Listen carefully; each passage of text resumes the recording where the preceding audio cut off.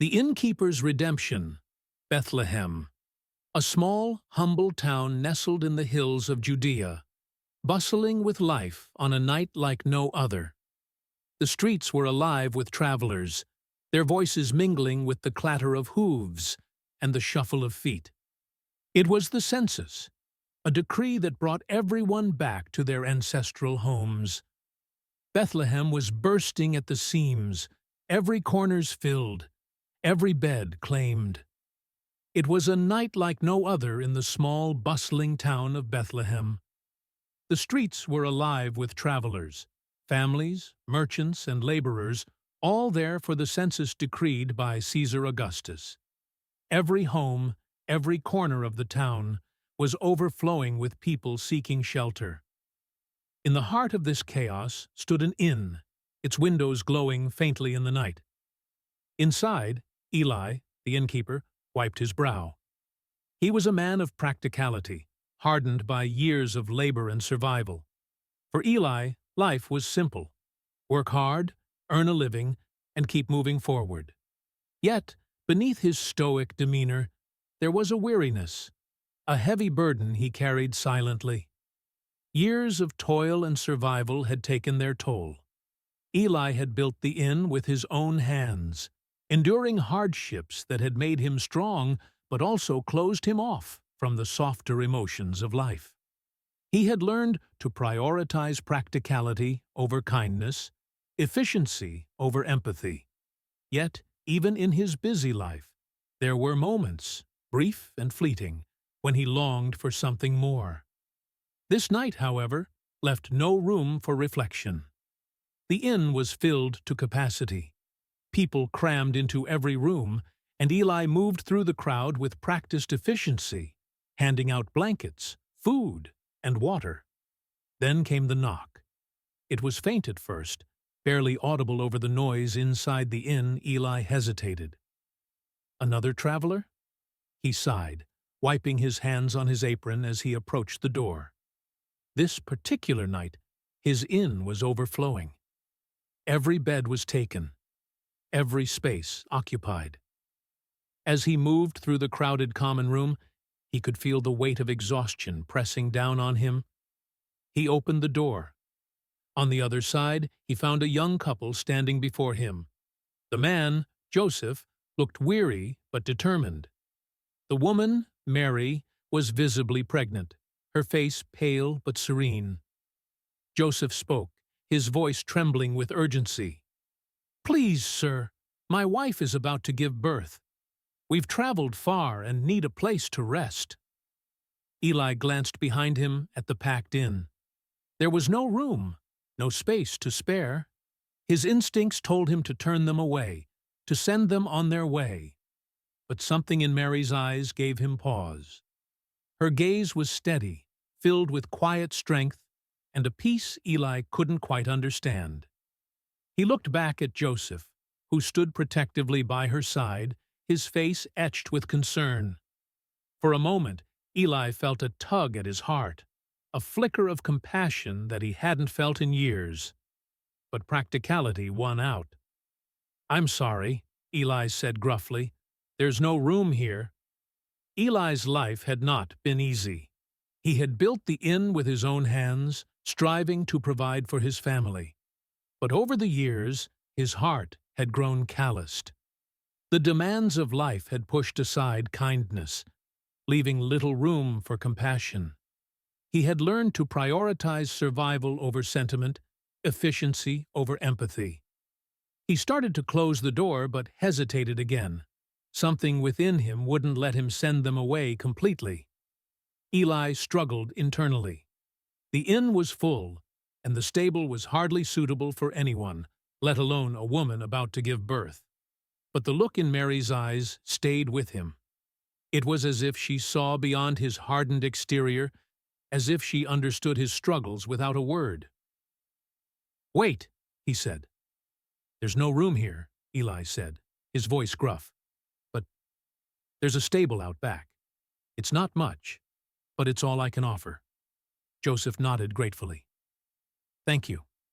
Eli watched as they made their way to the stable. He told himself he had done enough. Yet a strange unease lingered in his heart.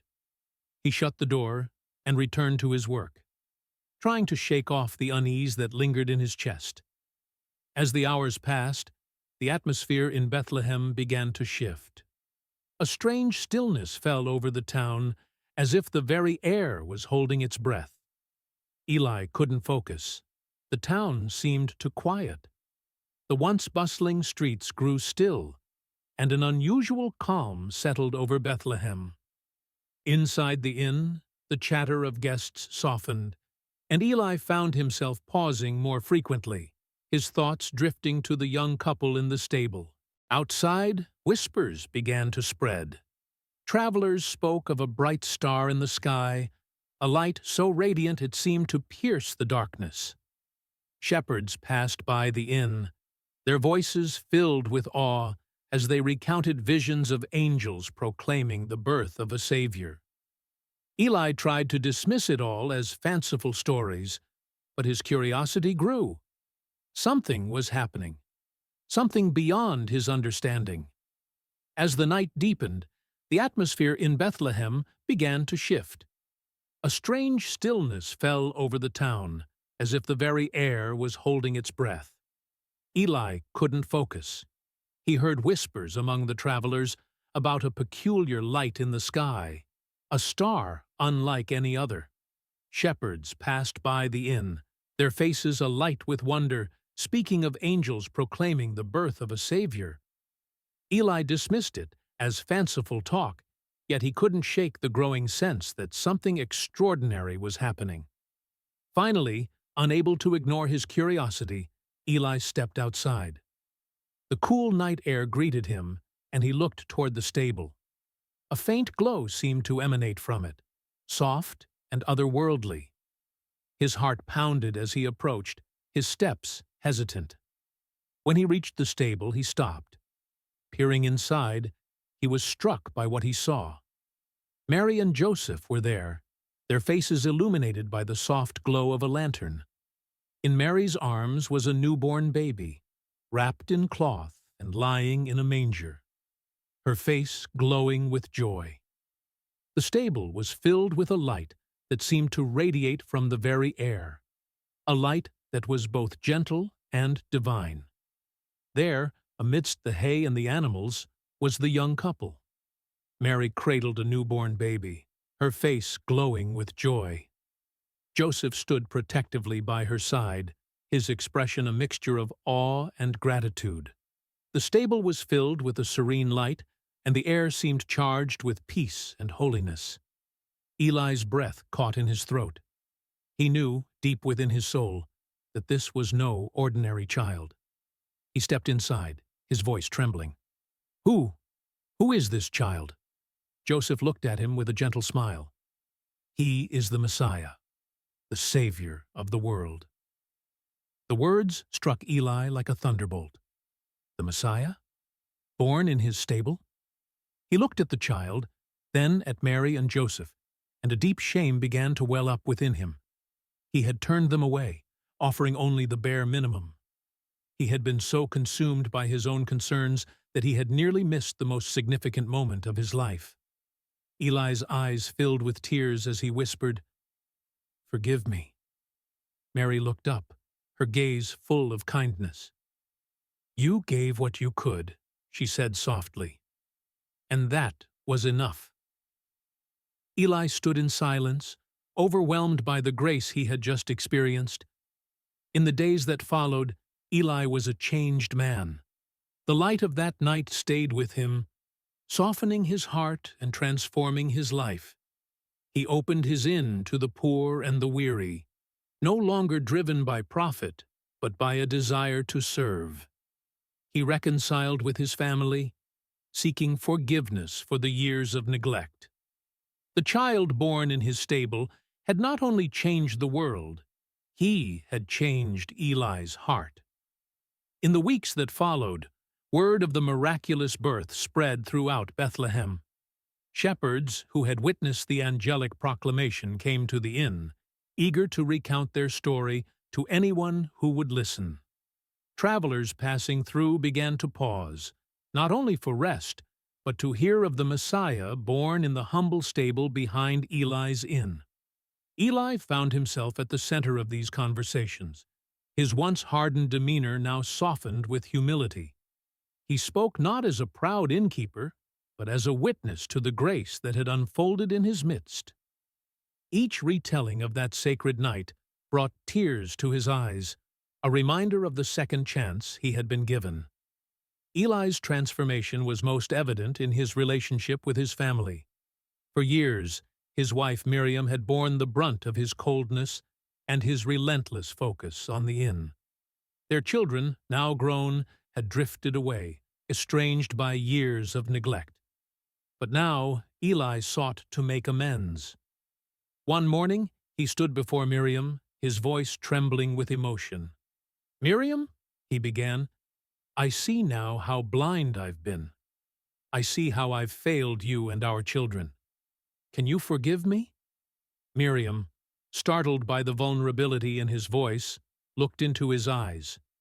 For the first time in years, she saw the man she had fallen in love with, the man whose heart had been buried beneath years of bitterness. She reached out and took his hand.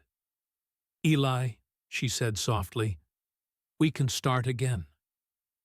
His reconciliation with his children was not immediate, but Eli was patient. He wrote letters, asking for their forgiveness, and invited them to visit the inn. When they finally returned, he embraced them with a warmth they had never known from him before. The inn becomes a beacon. The inn itself became a place of refuge and hope. No longer just a business, it was now a haven for the poor, the weary, and the broken-hearted. Eli insisted on feeding those who could not pay and offering shelter to anyone in need. Miriam, inspired by his change, joined him in this mission, and together they created a sense of community that had been absent for so long. Travelers passing through Bethlehem began to spread stories of the innkeeper who had seen the Messiah and whose heart had been transformed. Pilgrims came, not only to rest, but to hear Eli's story firsthand. He would sit by the fire in the evenings, recounting the events of that holy night, his voice filled with reverence and gratitude. A legacy of grace. Years passed, and Eli grew older, but his passion for serving others never waned. The inn became known as a place of peace and kindness, a reflection of the grace Eli had experienced. On quiet nights, Eli would sit outside, gazing at the stars, remembering the night when his stable became the birthplace of hope for all mankind. He often wondered what became of the child he had seen that night, the one who had brought light into his darkened heart. Though he never saw Mary, Joseph, or the baby again, he felt their presence in every act of kindness he extended, every life he touched. Before his passing, Eli left the inn to his children, who had come to embrace his mission of compassion. They vowed to carry on his legacy, ensuring that the inn would remain a place of refuge and love for generations to come. A reflection for all of us. Eli's story reminds us that no matter how hardened our hearts or how far we have strayed, grace can find us in the most unexpected places. It teaches us that even the smallest acts of kindness, a word, a gesture, a space offered in a crowded stable, can change the course of history.